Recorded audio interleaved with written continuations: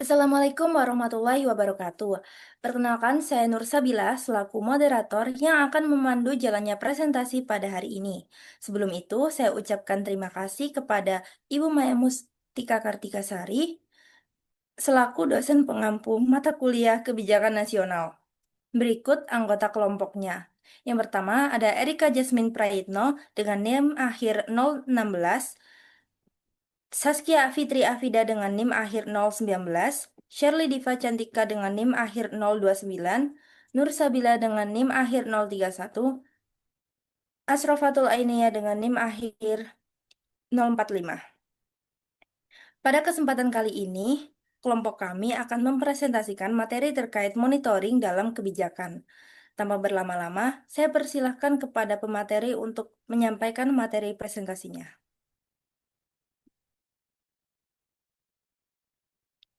Pengertian dari monitoring. Menurut William N. Dunn, monitoring merupakan kegiatan yang dilakukan secara sistematis untuk mengamati dan mengumpulkan informasi mengenai pelaksanaan kebijakan yang telah diimplementasikan. Kegiatan ini dilakukan setelah kebijakan berjalan ex post facto untuk melihat adanya perubahan atau hasil yang ditimbulkan. Jadi monitoring ini adalah kegiatan untuk mengamati pelaksanaan kebijakan secara sistematis dengan mengumpulkan data baik yang bersifat kuantitatif maupun kualitatif. Kegiatan ini tuh bertujuan untuk mengetahui bagaimana kebijakan itu dijalankan, perkembangan dan yang terjadi, serta dampak yang muncul di lapangan. Selanjutnya akan dilanjutkan oleh rekan saya. Baik, selanjutnya adalah peran dan fungsi monitoring dalam analisis kebijakan, di mana monitoring sendiri memiliki peran yang sangat penting dalam analisis kebijakan. Melalui monitoring, pelaksanaan atau tindakan kebijakan dapat diubah menjadi informasi yang menunjukkan hasil dari kebijakan tersebut.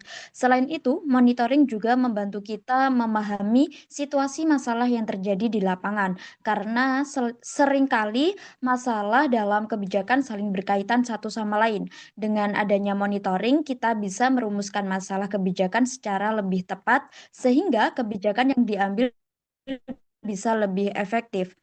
Selanjutnya adalah fungsi monitoring, ada 4 ya yang utama. Yang pertama adalah kepatuhan, yaitu untuk menilai apakah pelaksanaan kebijakan sudah sesuai dengan standar dan prosedur yang telah ditetapkan? Contohnya, kita melihat apakah petugas sudah menjalankan program sesuai aturan yang berlaku. Kedua, yaitu pemeriksaan atau auditing, yaitu untuk memastikan bahwa sumber daya dan pelayanan benar-benar sampai kepada kelompok sasaran. Contohnya, bantuan sosial yang diberikan pemerintah benar-benar diterima oleh masyarakat yang membutuhkan. Yang ketiga adalah akuntansi, yaitu untuk melihat perubahan sosial dan ekonomi setelah kebijakan dilaksanakan. Contohnya, setelah adanya program pelatihan kerja, apakah tingkat pengangguran menjadi menurun? Yang keempat adalah eksplanasi, yaitu untuk menjelaskan mengapa hasil kebijakan bisa berbeda-beda. Contohnya, suatu program berhasil di satu daerah, tetapi kurang berhasil di daerah lain, sehingga perlu dianalisis penyebabnya. Next. Dalam monitoring juga diperlukan informasi yang berkualitas. Informasi yang digunakan harus yang pertama relevan, artinya sesuai dengan kebutuhan kebijakan. Selain itu harus reliable atau dapat diandalkan, yaitu diperoleh melalui pengamatan yang cermat. Dan juga harus valid, artinya benar-benar menggambarkan kondisi yang sebenarnya. Informasi dalam monitoring sendiri bisa bersifat umum maupun khusus.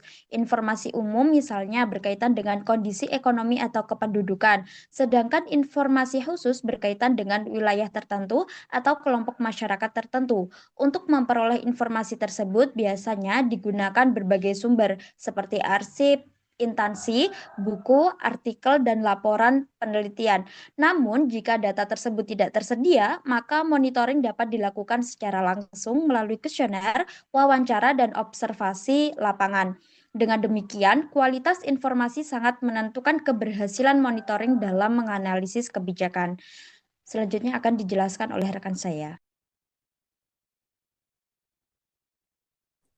Oke, selanjutnya adalah jenis-jenis hasil kebijakan. Jadi, yang pertama itu adalah output atau keluaran, yaitu hasil langsung bisa berupa barang, layanan, atau sumber daya yang dapat diterima oleh kelompok yang menjadi sasaran.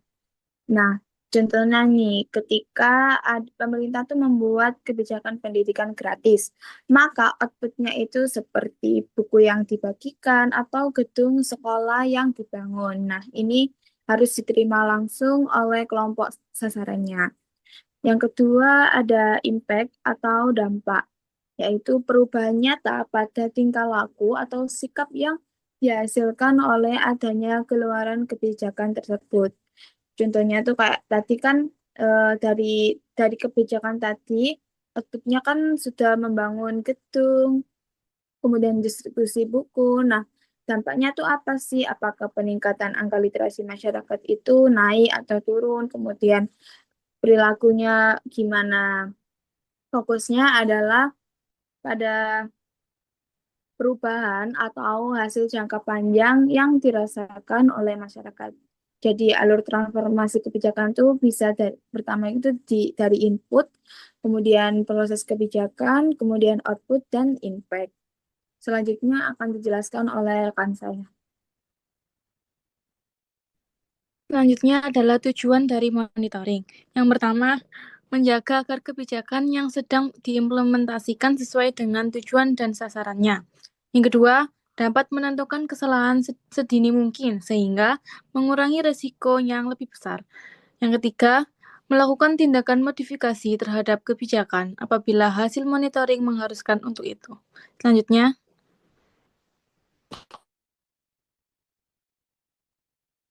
Selanjutnya adalah data dan informasi untuk monitoring.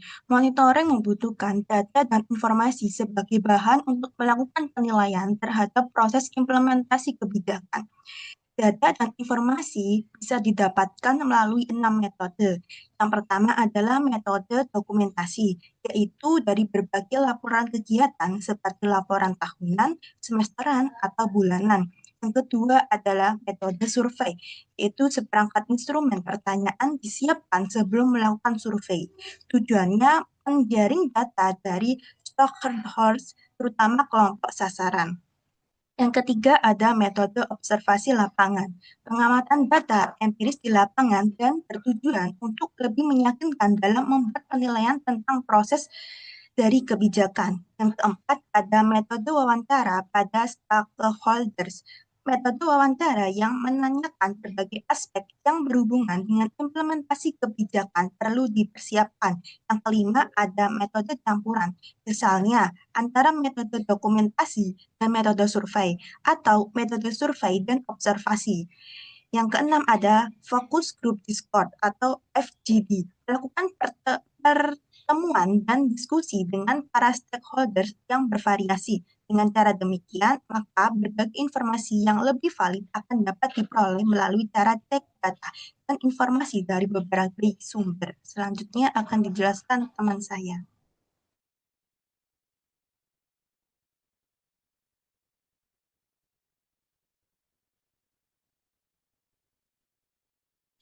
Baik, selanjutnya adalah pendekatan monitoring, di mana terdapat 4 pendekatan utama yang digunakan untuk memahami dan mengevaluasi pelaksanaan kebijakan.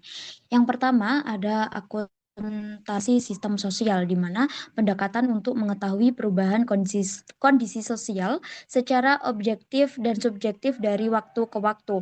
Artinya, kita tidak hanya melihat data seperti angka kemiskinan atau pendidikan, tetapi juga bagaimana masyarakat merasakan perubahan tersebut. Contohnya, setelah adanya bantuan sosial, kita bisa melihat apakah kesejahteraan masyarakat benar-benar meningkat, baik dari data maupun dari pendapat masyarakat. Yang kedua adalah eksperimen sosial. Pendekatan ini dilakukan dengan cara membandingkan kelompok yang mendapat kebijakan dengan kelompok yang tidak mendapat kebijakan. Tujuannya adalah untuk mengetahui secara lebih jelas dampak dari kebijakan tersebut. Contohnya, program bantuan pendidikan hanya diberikan di satu desa, lalu hasilnya dibandingkan dengan desa lain yang tidak menerima program tersebut. Yang ketiga ada akuntansi sosial. Pendekatan ini berfokus pada hubungan antara input proses, output, dan dampak dari suatu kebijakan. Dengan kata lain, kita melihat apakah sumber daya yang digunakan benar-benar menghasilkan yang diharapkan. Contohnya, dana bantuan sebagai input digunakan untuk pelatihan sebagai proses, kemudian menghasilkan peningkatan keterampilan sebagai output, dan akhirnya berdampak pada peningkatan ekonomi masyarakat. Yang terakhir ada sistem riset dan praktik. Pendekatan ini menggunakan penelitian, perbandingan, dan pengujian secara sistematis untuk menilai kebijakan. Pendekatan ini menggabungkan teori dan praktik di lapangan agar hasil evaluasi lebih akurat. Contohnya membandingkan hasil program pemerintah saat ini dengan program sebelumnya untuk melihat mana yang lebih efektif. Selanjutnya akan dijelaskan oleh teman saya.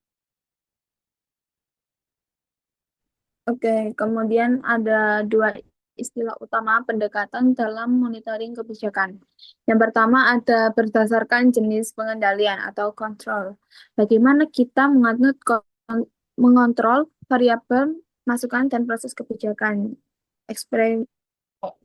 Eksperimentasi sosial, satu-satunya pendekatan yang mengontrol masukan dan proses secara langsung. Nah, jadi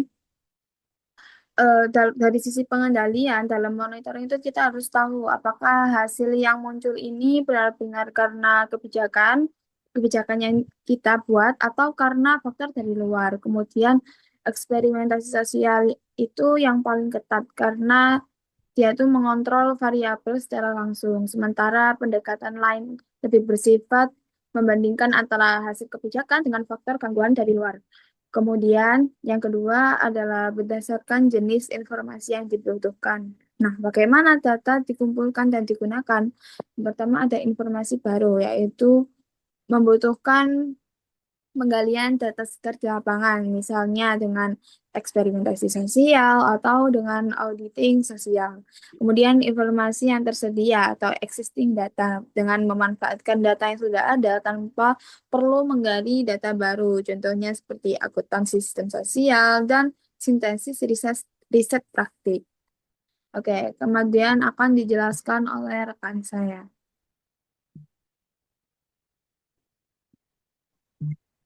Selanjutnya pada slide ini kita bisa melihat bahwa dalam monitoring kebijakan terdapat 4 perbedaan pendekatan utama yang memiliki karakteristik yang berbeda. Yang pertama, akuntansi sistem sosial. Pendekatan ini menggunakan pengendalian yang bersifat kuantitatif. Artinya kita fokus pada angka atau data terukur. Informasi yang dibutuhkan bisa berupa data lama maupun data baru. Biasanya digunakan untuk melihat tren atau kinerja dari waktu ke waktu. Yang kedua, eksperimentasi sosial. Pendekatan ini melibatkan manipulasi langsung terhadap variabel tertentu, misalnya melalui uji coba program. Karena itu, informasi yang dibutuhkan adalah data baru dan juga bersifat kuantitatif untuk melihat dampak dari intervensi yang dilakukan. Yang ketiga, pemeriksaan sosial. Pendekatan ini lebih fleksibel karena bisa menggunakan metode kuantitatif maupun kualitatif. Fokusnya adalah memperoleh informasi baru secara langsung dari lapangan, melalui wawancara, observasi, ataupun survei. Yang keempat, sintesis riset praktek. Pendekatan ini menggabungkan hasil penelitian yang sudah ada dan praktik di lapangan. Data yang digunakan bisa kuantitatif maupun kualitatif, tapi umumnya berasal dari informasi lama atau studi sebelumnya. Dari keempat pendekatan ini, kita bisa melihat bahwa perbedaan terletak pada cara pengendalian dan jenis data yang digunakan. Pemilihan pendekatan sangat bergantung pada tujuan monitoring kebijakan yang ingin dicapai. Selanjutnya dilanjutkan oleh rekan saya. Selanjutnya adalah sifat tiap-tiap pendekatan. Dalam hal ini, semua pendekatan memiliki sifat yang sama, yaitu yang pertama ada semua berusaha memantau hasil kebijakan yang relevan. Yang kedua, berfokus pada tujuan. Yang ketiga, berorientasi pada perubahan atau change-oriented. Yang keempat, klasifikasi silang atas keluaran dan dampak dengan variabel lain, termasuk variabel yang dipakai untuk memantau masukan serta proses kebijakan. Yang kelima, kerangka umum pemantauan. Selanjutnya akan dijelaskan oleh rekan saya.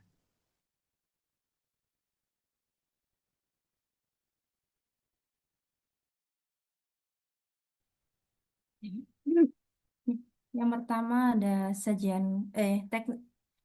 teknik pendekatan. Yang pertama ada sajian grafik menggambarkan hubungan antara variabel kebijakan dan hasil serta menunjukkan perubahan yang terjadi dari waktu ke waktu. Grafik membantu mengidentifikasi pola sehingga memudahkan dalam memahami perkembangan kebijakan. Yang kedua, dalam monitoring digunakan untuk mengukur perubahan hasil Y dari kebijakan X dalam bentuk angka agregat yang menunjukkan kecenderungan umum suatu kondisi. Indeks memberikan gambaran ringkas mengenai perkembangan yang terjadi. Yang ketiga, indeks Gini digunakan untuk menunjukkan perubahan tingkat ketimpangan Y sebagai hasil dari pelaksanaan kebijakan. Indeks ini itu memberikan gambaran umum mengenai kondisi distribusi pendapatan dalam masyarakat. Yang keempat, tabel dalam monitoring menyajikan data kebijakan X dan hasil Y sebagai sistematis dalam bentuk baris dan kolom. Penyajian ini dapat dilakukan dalam 2 atau lebih dimensi untuk menunjukkan hubungan antar variabel secara lebih jelas.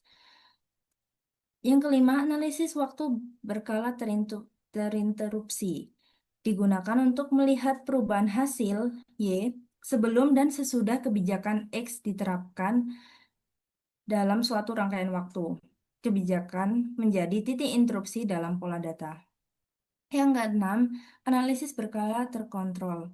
Membandingkan hasil atau Y antara kelompok yang menerima kebijakan X dan kelompok yang tidak sebagai pembanding. Pendekatan ini membantu melihat pengaruh kebijakan secara lebih objektif. Yang terakhir, analisis diskontinuitas regresi digunakan untuk melihat perbedaan hasil pada kelompok yang berada di sekitar batas penerima kebijakan. Pendekatan ini menekankan perbandingan kelompok yang hampir sama. Selanjutnya, kan.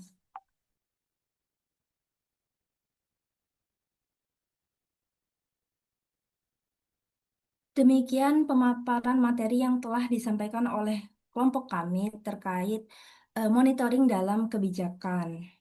Mohon maaf apabila terdapat kekurangan dalam penyampaian kami. Akhir kata, saya selaku moderator, saya akhiri. Wassalamualaikum warahmatullahi wabarakatuh.